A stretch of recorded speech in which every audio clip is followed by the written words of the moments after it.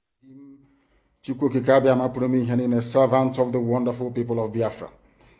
We are live and we are direct this very morning, afternoon, or night, depending on where you are.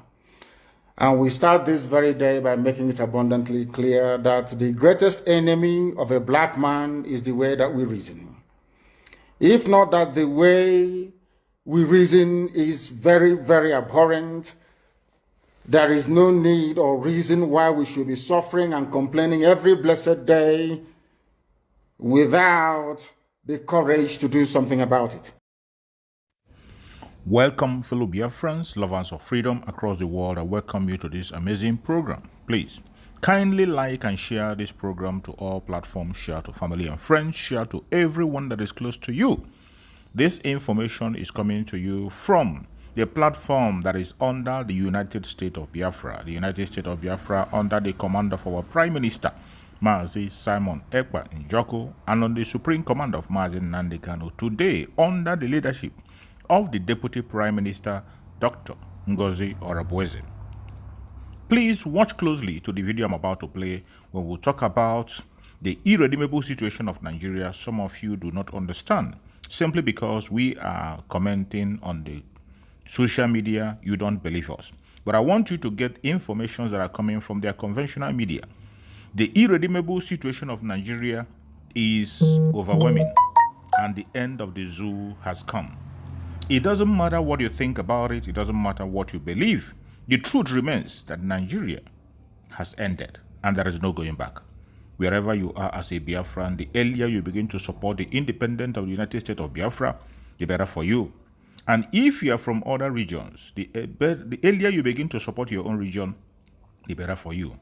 Biafra is not Mr. Arrow Smith. Let's watch. Welcome to the program. Hello. And Mrs. Carol Smith, welcome to the program. Thank you.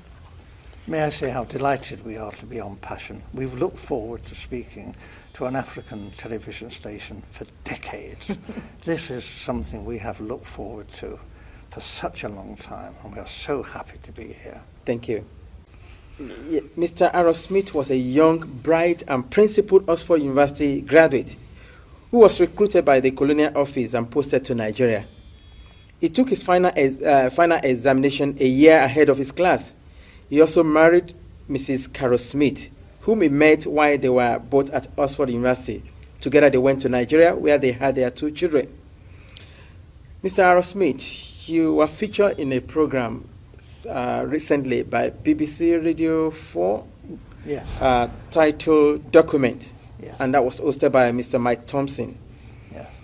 You are alleged that the British government rigged the first and most important election in the history of Nigeria in 1959 in favor of the North. Am I correct? Yes.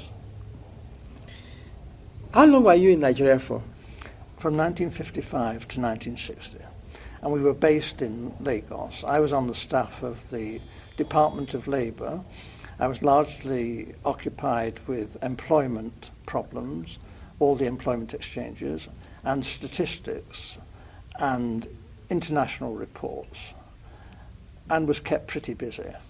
I was also stationed in Lagos in charge of the capital and the port. I was the port labour officer as well, and I also devised a port labour scheme and later a social security scheme, which was one of the first in Africa, which guaranteed workers some income after they'd finished work.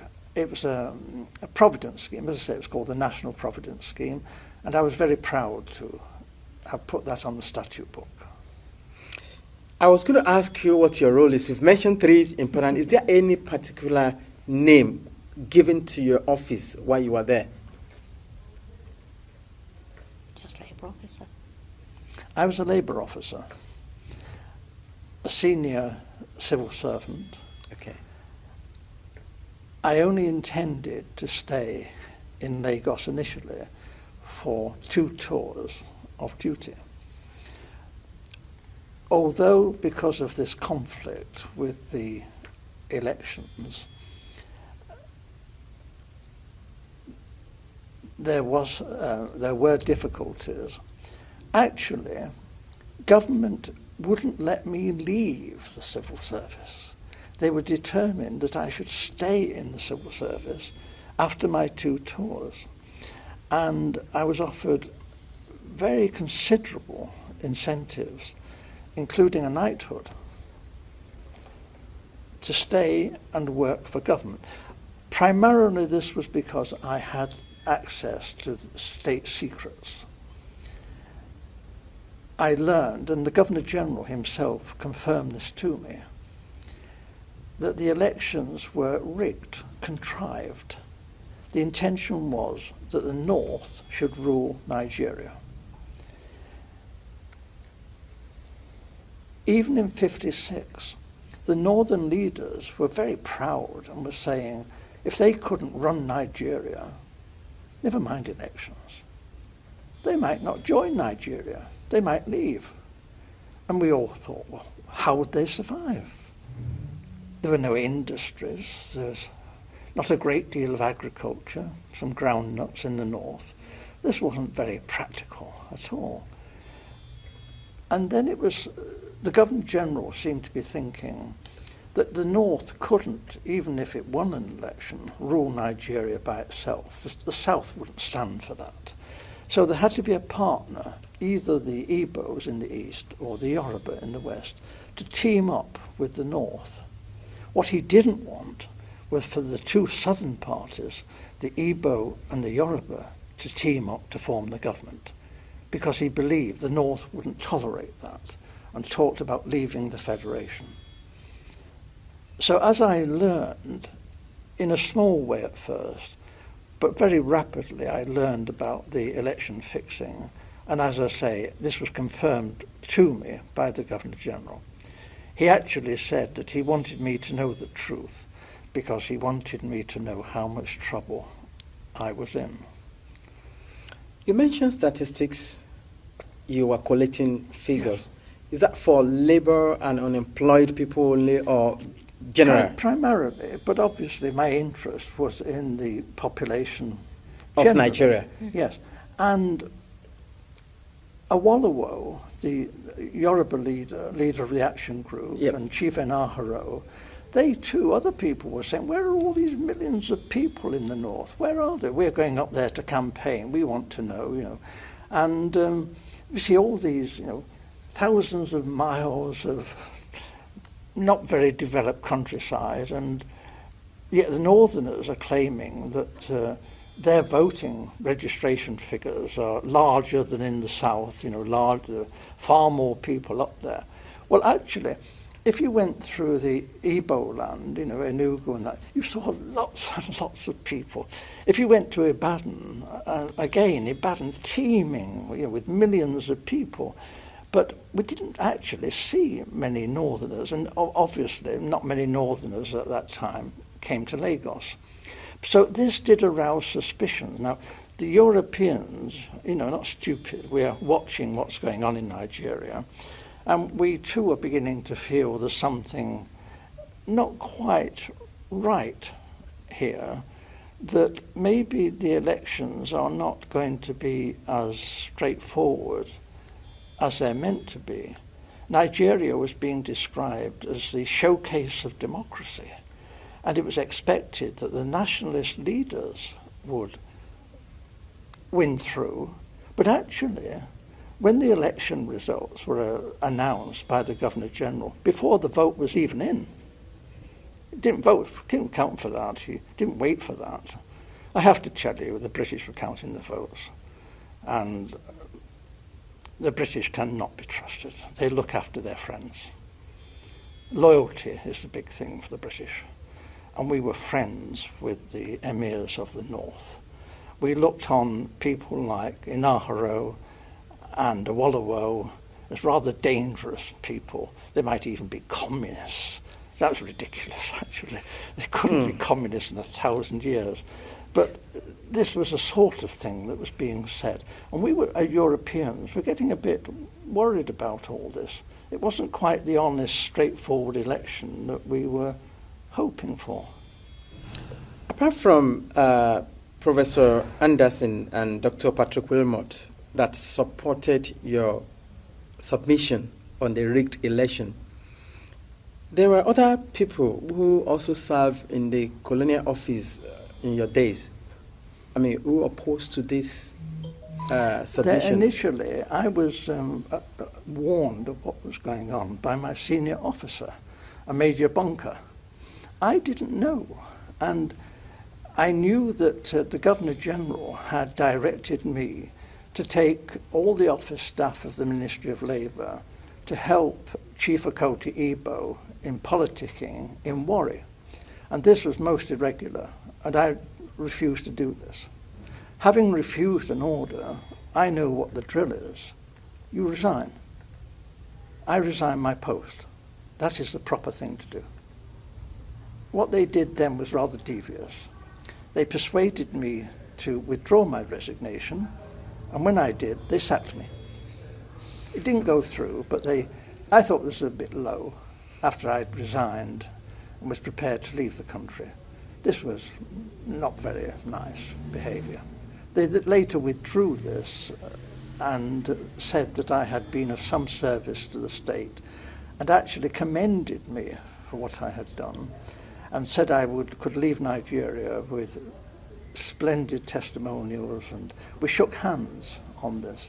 And this was done with the recognition of the Deputy Governor-General, Sir Ralph Grey. And then I left Nigeria the first time and took up a job as a personnel officer, a very big job, with the Esso refinery.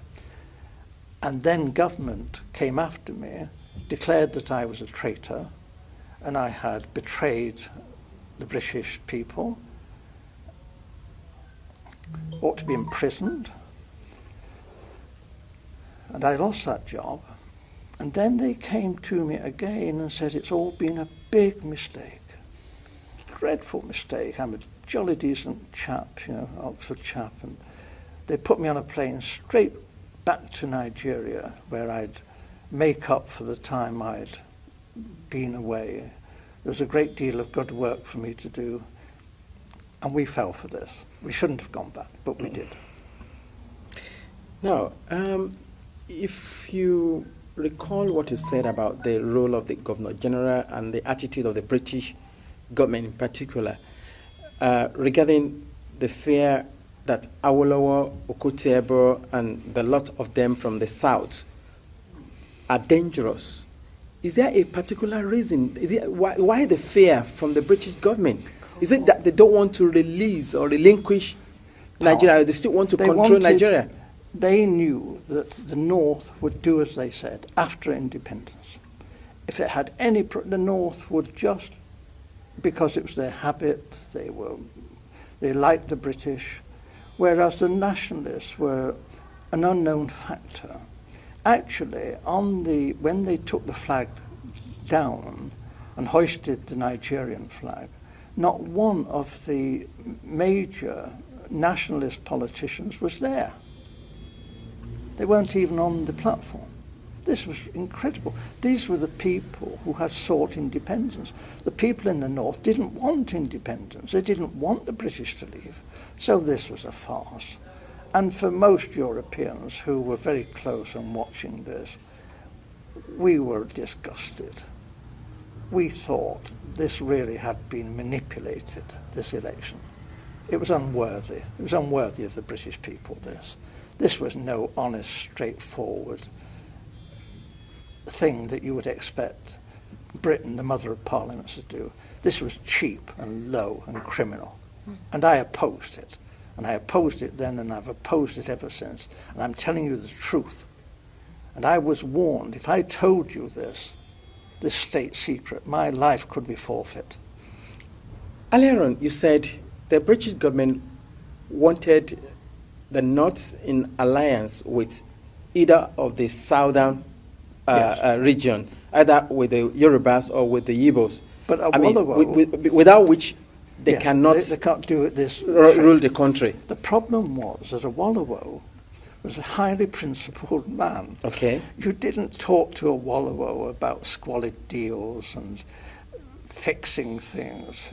Awolowo was not that kind of person. If you read his books, this man was a world statesman. And his young lieutenant, Chief Enaharo, was brilliant, absolutely brilliant. However, they did do a deal with Zik, Dr. Azikiwe, okay, from the East. Dr. Azikiwe, there was this big problem in Nigeria. It's the same big problem in America and in Britain. How do you get funds to fight elections? The candidates in Nigeria had no money, but they did have marketing boards, which were a kind of semi-nationalized industry. And they borrowed money from the marketing boards. But there was a suspicion that Dr. Azikiwe, who has formed his own bank, the African Continental Bank, was actually bankrupt. But he was borrowing very large sums of money from the marketing boards and not necessarily repaying the loans. Mm. We knew this. We had a great secret service. All the politicians' phones were tapped. All the politicians' mail was opened. Everything that any major politician did in Nigeria, we knew in hours. We watched. We knew all that was going on. Are you saying, in essence, that Dr. Azikiwe took money? He was blackmailed by the British to do our bidding. We told Dr. Azikiwe that he could go to prison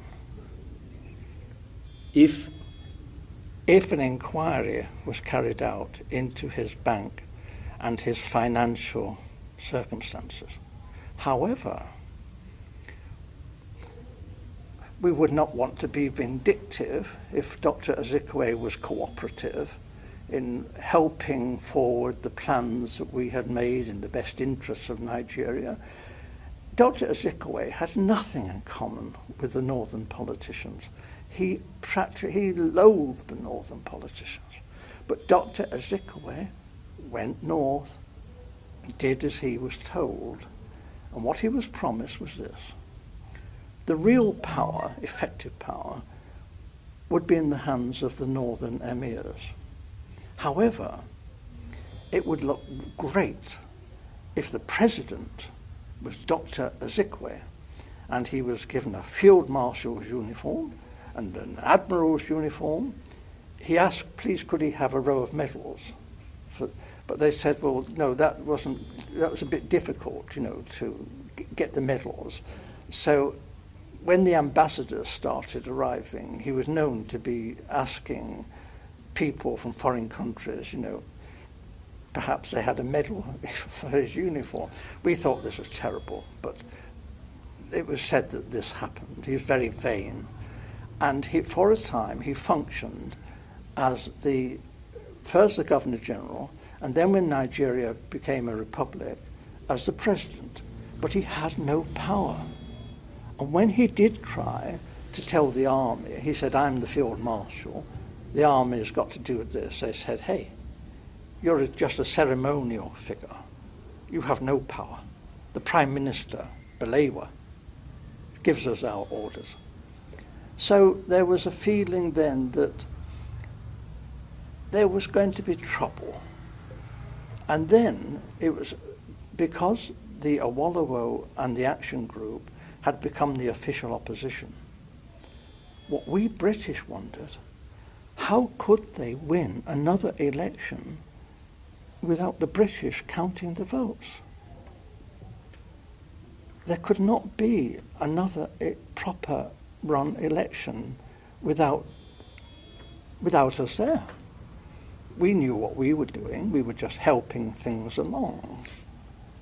We were doing what the British do, favouring our friends and looking after our own and repaying favours. We don't call that corruption. Right. I mean, in essence, what Dr. Azikiwe did, it was forced by the British government to do it. Yes. Collecting money from the marketing board then. Yes. So if any politician here in the United Kingdom tried to do that, Be in jail. it will be in jail. So why did the British government refuse to take action Because or comment on if we nipped it in the bud, because we knew it was happening, it was even happening in, let me be fair, in the West with the Wallowo. They were taking some money. They meant to repay it perhaps, but they were taking money. And I would have said, issue a warning now and say, you know, you've got to behave, because if this is allowed to go on, it'll be a major offence. However, before they actually ran the 1959 election... Back to the People's Voice, everyone. I hope that you had a wonderful holiday that's almost over. It's work tomorrow. And get ready to dive back into the discussion with us. So what they with did, Democracy Day just senior around the officer, corner, let's Major talk Bunker, about some exciting developments. went around, was The ordered former by the president of government Nigeria, President to go to Goodluck all the Ebele major Jonathan, British firms, is reportedly international making a firms, case for the Ford, reinstatement UAC, of suspended Rivers State Governor Aventis, Siminalayi Fubara. According to sources, Jonathan has and had raised at money least for a one slush phone fund conversation with President Bola Ahmed enable Tinubu, urging Chief him of to Coke consider reinstating Fubara before June 12. together with the North. This move is seen to as fight part of the efforts to 1959 promote peace election. and stability in The Rivers North State. got most of their And also money recall from that the native President Bola Ahmed authorities. Tinubu This was suspended looked on Fubara by for the 6 British months as on being March okay. 18, This wasn't citing a right state of because emergency in we were Rivers friends State. of the North. Many critics argue And that this if they action was tried this in the unconstitutional, West or pointing in the to East, sections we might have of the said this was Constitution corruption. that outline But because the it process happened for in the removing North, elected the native officials. authorities, But there are some public money speculations around the was June 12 poured celebration into the with Democracy government Day party, approaching. the NPU. There's speculation that So Tinubu this might obviously use the was occasion to a address the terrible nation's figure. concern We and were potentially discriminating lift the against the suspension southern on politicians Fubara. Given in the favour president's past of statements on these democracy northern and governance, emirs. many Nigerians are What we watching saw closely was to that see the- how this he will would not act in be this the situation. first But there is act of more to treachery. this They would have to speculation. There's a smash part where the people have action. said that these Because the advice action or pressures are not was coming strong. out of the blues, but And result in from a the new- constant fresh vis- election, they would be sure to win. They were pretty honest and regular guys, and a lot of the British quite admired Awolowo for his brain power. And they admired Chief Inahro, who's a bit cheeky and young and spirited. And they were both quite admired, you know, as they were like right-wing Labour people, nothing revolutionary. And so a great deal of money was raised by my senior officer, Major Bunker, before the 1959 election. And this was money put up by United Africa, by Ford, Shell, BP, and my wife, who was the personal assistant to the general manager of BP Nigeria. She's not going to tell you anything because she was a confidential secretary. I can only tell you that we were very well informed on some of the hanky-panky that was going on in Lagos. Having revealed now that the election of 1959 was rigged, the census figure were cooked, I don't know if you have been following the ongoing in Nigeria today. Yes, of course. The last general election, Yes. the 1979-1980 election, I mean, in which Azikiwe was the beautiful bride, and I mean, But I have to tell you, sir, that I'm not going to comment. Okay. I cannot interfere in Nigeria's domestic politics. I'm a historic figure. I do keep up, naturally, because I love Nigeria. And I've kept up with its history of its assassinations and military coups and dictatorships for 50 years. And this has been one of the biggest tragedies in world history, because this potentially was one of the greatest nations on earth. Nigeria was packed with educated, decent people who wanted to serve their country. Since you lost that job that the the government threatened or went behind you to say that you were disloyal to them and you were fired. Have you ever worked any other place since? Have I? Have you worked in any other company since? I didn't go to Oxford in the usual way. I came from a very poor family and left school when I was 13 years old. And I served a factory apprenticeship as an engineer, which is very unusual for an Oxford undergraduate. At Oxford also, I trained as a social worker. I'm a fully qualified social worker.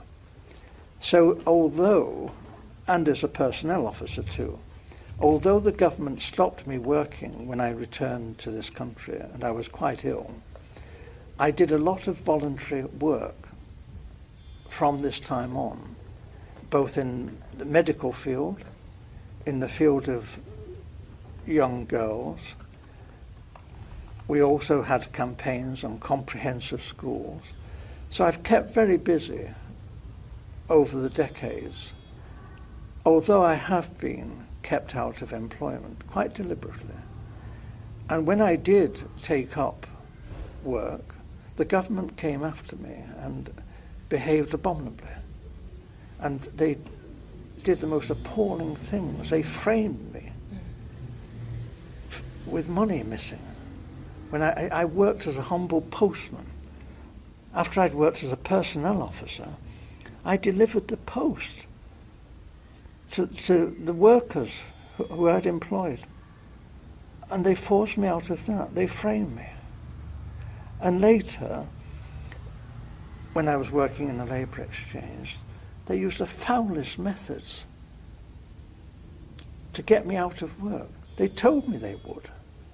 They said, the Governor-General said, unless you do what I say, you will never work again. And he offered me this, and it's very big bribes. A knighthood, a post in the Far East, in the Foreign Service, and a large sum of money. And this was confirmed later in Whitehall, and we turned it down. Thank you very much for your time to answer some of the questions we've posed to you. What would be your advice to the Nigerian audience watching us now? They have potentially one of the greatest nations on earth. What they have to do is be disciplined, and they've got to unite together and love each other, be kind to each other. Like they're great to their own families. Nobody has nicer families and children than Nigerians. All Nigerians love their own family. They've got to extend that family to include their neighbours and the other peoples in the Federation. We really appreciate your coming around. All Nigerians here in the United Kingdom and Nigeria who are likely going to watch this interview as well, we want to say thank you very much. We welcome you and we wish you God building as you go back. Give our love and appreciation to all your peoples. Thank you. We love them. Thank you. Mrs. Carol Smith, we were unable. After watching this video, now you understand very well what we mean when we say that Nigeria is irredeemable. When we call for the disintegration of Nigeria, you will now understand. There is no plan and there is no way Nigeria will survive in the dish that it is today. And Nigeria continues to deepen into more failure, into more disaster, into more insecurity, and into more economic instability. The earlier we begin to think wisely and focus on the solution, which is disintegration, the better for all of us. It is not a selfish request. It is not just about the Biafran. It is about humanity. If you want to save humanity, you must support the disintegration of the contraption called Nigeria.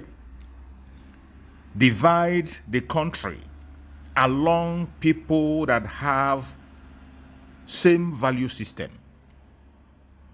People that have same value system. The Oduduwa people, the Middle Belt, the Northerners, and the Southeastern and the Biafrans. That is the only solution. No matter how you try to run away from it, it will continue to haunt you.